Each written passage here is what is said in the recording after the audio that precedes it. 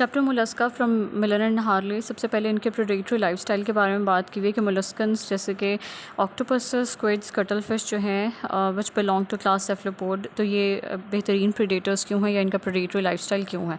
उसका रीज़न ये है कि इनके अंदर रिवोल्यूशन हो गया था और ब्रेन का जो साइज़ है that has been increased as compare to previous phylums. And इसके अंदर जो सेंसरी स्ट्रक्चर्स है these are kind of complex. Will talk about evolution of eye. इनके अंदर जो आई है उसकी डेवलपमेंट हो गई है और दूसरे सेंसरी स्ट्रक्चर्स जो होते हैं वो बिल्डअप हो चुके होते हैं।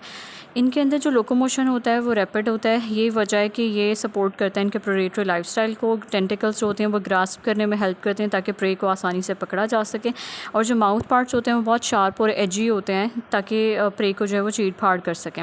इनके अंदर जो स्पीशीज़ का नंबर है that was previously 9000 but it has been reduced to 550। The main decline is the increase in number of bony fish which has outcompeted them in sea. लेकिन इसके बावजूद भी वर्टिब्रेट्स के नंबर से इनका जो नंबर है वो ट्वाइस है।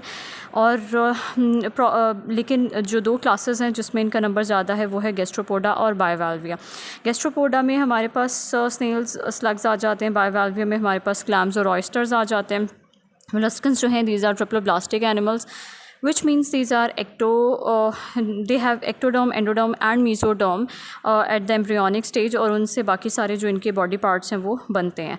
पेरिकार्डियल एक्टिविटी क्या है? The coelom when it is reduced और वो सिर्फ हार्ट और गोनेड्स को सराउंड कर रहा होता है तो this is called as pericardial cavity. Peritoneum एक मेम्ब्रेनस शीथ होती है जो कि सराउंड कर रही होती है सेलोम को, उसको हम पेरिटोनियम कहते हैं।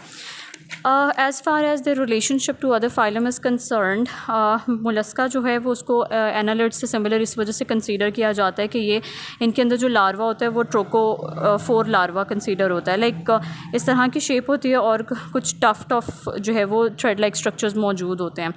इसके अलावा इनको जो है वो लोफोट्रोकोजोआ के अंदर भी प्लेस किया जाता है, मोलस्का को भी, एनालिडा को भी और आर्थ्रोपोडा को भी, क्योंकि ये कहा जाता है कि इनके अंदर ट्रोकोफोर लार्वा है दैट्स वाई, और सीलिया मौजूद होता है जिस वजह से हम इनको इस ग्रुप में प्लेस करते हैं जब हम क्लासीफाई करते हैं। बट इन सम क्लासिफिकेशंस हम आर्थ्रोपोडा को एक्डाइसोजोआ में भी प्लेस करते हैं। एक्डाइसोजोआ वो ग्रुप होता है जिसके अंदर मौजूद एनिमल्स जो होते हैं वो एक्डाइसिस करते हैं।